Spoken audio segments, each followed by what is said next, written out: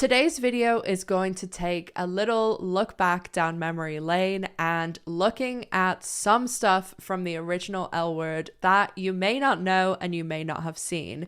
So I'm going to be sharing some little scenes from the unaired pilot of the L Word, which actually wasn't even called the L Word at this time. It was called Earthlings. And this was when the characters were a little bit different, specifically the character of Kit, which was actually someone called the Captain, and they had the chart tattooed on their back. And we're going to look at those little scenes, and then we're also going to take a look at Jennifer and Laurel talking about when they first met, and they were trying to work on the Tina casting because Jennifer had already been cast in the role of Bette. And then there's also a little interview at the end where they're talking the last time they were on set for the scene in Bette and Tina's bedroom whenever Bette proposes. And it's kind of funny looking at that because they're talking about, oh, if we ever did this again, it would be like, in the nursing home, and obviously not knowing at the time that Gen Q would be rebooted and they would do all this again. So let's get right into it, and I'm going to be sharing the clips. The first one up is a little scene from Earthlings, the unaired pilot. It wasn't initially Alice's.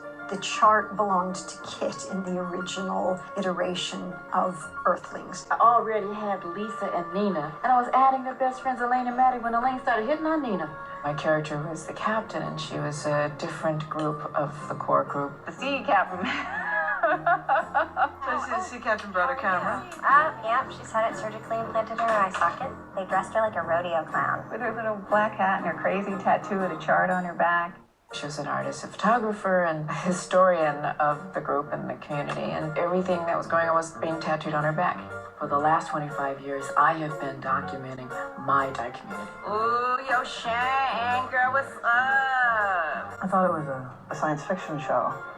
Like the first page, I was like, oh, that's not science fiction. I remember liking the title Earthlings. Isn't that nerdy of me? We become victorious when we position ourselves to write our own history. A document to prove I exist.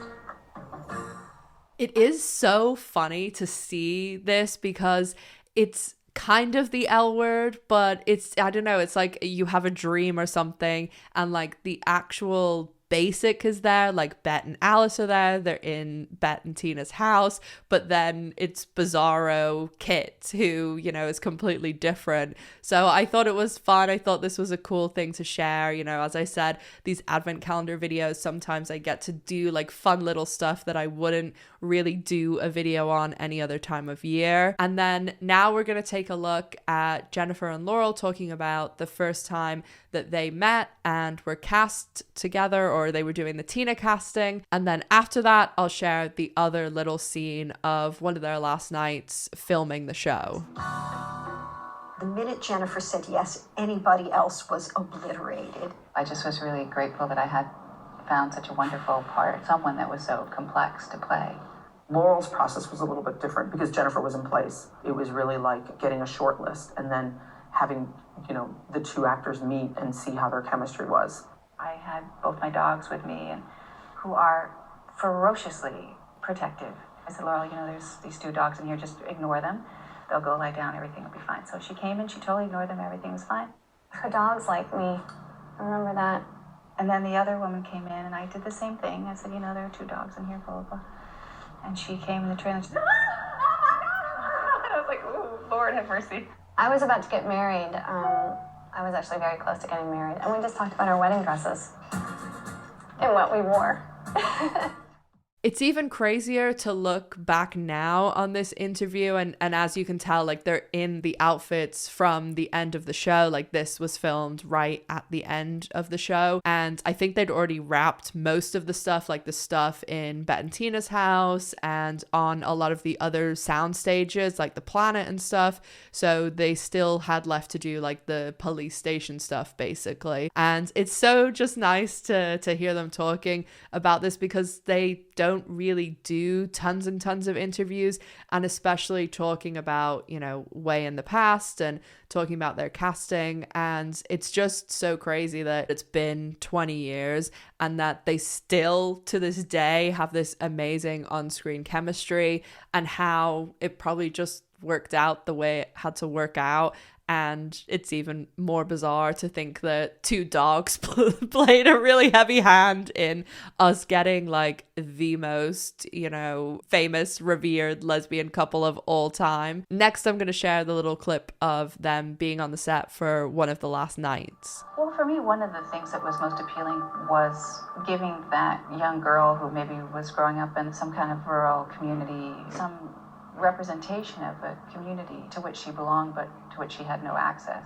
I'm so lucky to have you.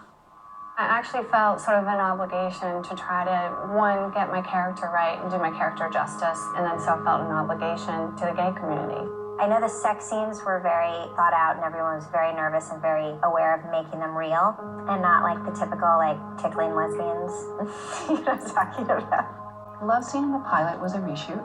I remember having Rose Trochet count to 10 just so we could get the timing right, which just made me laugh hysterically.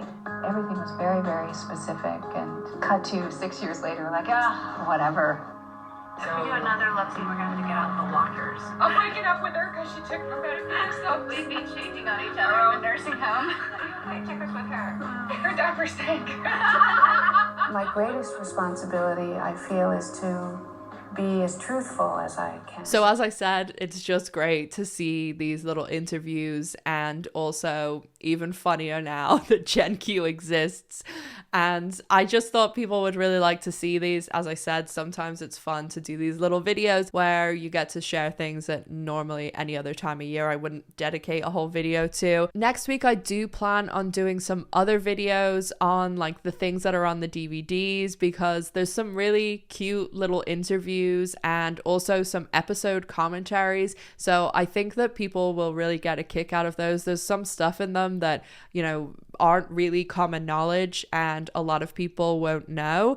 And I do also want to go over the interrogation tapes in a little more detail, because a lot of people have been asking about those. So make sure you're subscribed, follow me on social media, and I'll be back tomorrow with episode 5. As always, make sure to stay safe, take care of yourselves, and I'll see you in the next one. Bye guys.